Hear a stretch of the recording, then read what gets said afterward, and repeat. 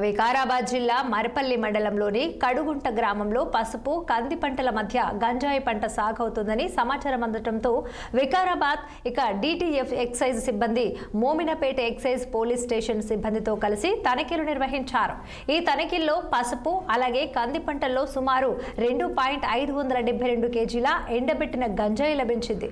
ఇది అక్రమంగా పండిస్తున్నట్లు excise police అధికారులు గుర్తించారు. ఈ విషయంపై స్పందించిన వికారాబాద్ ఎక్సైజ్ సూపరింటెండెంట్ విజయ భాస్కర్ గౌడ్ పంట చేలలో గంజాయిని పండిస్తున్న రైతులకు రైతు బంధుకు ఆపివేయాలని కలెక్టర్కు లేఖ రాశారు. అలాగే తమ పంట చేలలో గంజాయి మొక్కలను పెంచుతున్న బోయిని రవి అనే వ్యక్తిని అరెస్టు చేసి స్టేషన్కు తరలించారు.